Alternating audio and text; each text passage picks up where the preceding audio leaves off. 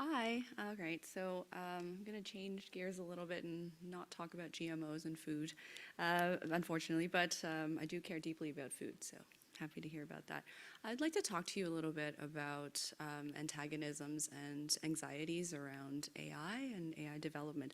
Just for context, I am neither a scientist nor an engineer. I'm in the Faculty of Arts, and I'm really happy here to represent the Faculty of Arts, but from, I think, a quite necessary perspective, including on what we can contribute to conversations about AI. So for a little bit of background, I'm a very interdisciplinary researcher, and I would say primarily I would locate myself in science and technology studies. And as has been mentioned in my introduction, I also work on research creation. What's that? It's creative approaches to thinking about applications of my research. So it can be theory in practice, it could be art installations, and it could be creative or artistic approaches to representing some of my findings, including in ways that might be more accessible and interesting to public audiences, and that's how I try to make some moves on outreach. So I'm giving a little bit of background on that, including to say that for my CRC, my research really tries to focus on bias in AI hardware, software, and big data. And I'm currently working on a book in which I'm examining issues of biased and specifically gendered design in artificial intelligence, including the ways in which we can classify them quite differently in terms of the tasks that we expect them to do. So I know that there are a lot of anxieties around labor replacement and the automation of certain jobs. And I think it's cause for us to ask what kind of jobs we're really talking about, including when people are worried that their jobs will be taken away by ChatGPT. What does that really mean? But specifically, when we're developing AI, and I'm sure engineers can add to that, and I'm sure Maura also has lots to say on this, but when we're developing AI, what type of job are we trying to replace, and what kind of labor does that technology necessarily represent? So I would say, by and large, there's been a lot of social anxiety around the replacement of what we would call white-collar jobs, including in writers, including artists. There's been questions about the automation of labor, of lawyers and researchers, and not as much emphasis, there's not as much anxiety around when we were talking about the automation of work in such as restaurant servers. If any of you have used, if you've been to a restaurant in which there was a robot server, I'm not really concerned as much, or maybe we're not as concerned with self-checkout counters and other forms of labor that we often attribute and will give to the type of labor that we also don't look at. So the unseen part of the title of my lab, like Unseen AI, is really about that invisibility, including how we're valuing or not valuing certain kinds of labor, and we're putting those values into how we design AI. And it's the distinction there that I think shows us, if we kind of, I guess, reverse engineer it, not technically, but ideologically, into where we put our values and what kind of jobs and people we care about. In terms of talking about this with antagonisms, including in the classroom settings, when I'm working with other researchers, when I speak to people in industry, by and large, there's a lot of misunderstanding, and with citizens, there's mistrust, especially, if we're not all computer scientists, what do we do? And there's also, I would say, just to kind of open up the conversation, maybe for further questions, some asymmetry in decision making that's really top-bottom or top-down right now. So we see a lot of industry experts telling us how it's going to be. I know that some people might have questions about the difference between the kind of AI we have now and what we would refer to as artificial general intelligence. Like, how much further is this going to go? Is it capable of sentience? Is it going to be passing Turing tests?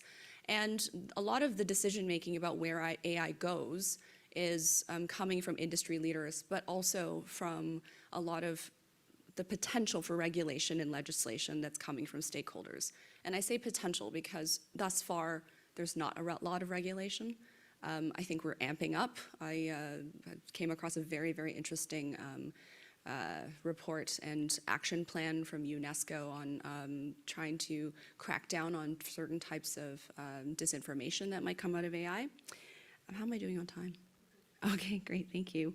And I think that there's also, in that way, a sort of asymmetry between how fast industry develops in research and development, and also the speed at which we can legislate and regulate those changes. We're seeing basically two different speeds happening, and also not a lot of communication between them.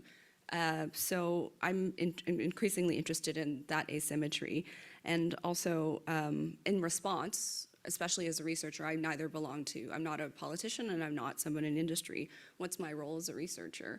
I'm very interested in keeping that conversation open. Just maybe as an example, I recently published a paper in which I was tackling the issue of closed source code. And we're dealing with issues of proprietary code and intellectual property. Of course, I can't get access, so what do? I was trying to get and understand more about the way in which Amazon's AI assistant, Alexa, is built for some of its gendered representations of things you can get done around your house. So how does Alexa serve as your personal assistant, your secretary, your domestic helper? And I couldn't access the code, of course, so I signed up to be a programmer for Amazon and got access to their application programming interface. And I didn't do that to finger point and shame. In the article that results from this research, I really tried to gesture that this was an open conversation, an ongoing conversation, hopefully, in which I would really like industry partners and people who are working on these design decisions to be open to the fact that that changes can be made for the better, but not in a way where I'll just say, yeah, you've done it wrong, it's so bad, and shame on you. Instead, what do we do together, and how do we integrate some of those more equitable and ethical approaches in not the consequence stage. It's too late when we're already dealing with the consequences on people, but the design stage, the production stage. What kind of decision making is happening that enables those potential biases to happen in creating AI that we see as an unfair representation or as having perhaps harmful social behavior training. Yeah, I think maybe just to close, when I encounter those kinds of misunderstandings and tensions, and even up to the point of antagonisms and intimidation, I will say, I think as a general rule in all of my research, I don't take challenges in public forums, mostly because I feel like a lot of the time platforms are an example or an opportunity for people to try to, like, I'm gonna prove you wrong, but I'm like, if this should be a conversation, maybe it should be done outside of a public forum, in which case there's no audience. So I'm happy, that's an invitation to come and talk to me after at the reception, but also I'm very largely focused on outcomes instead of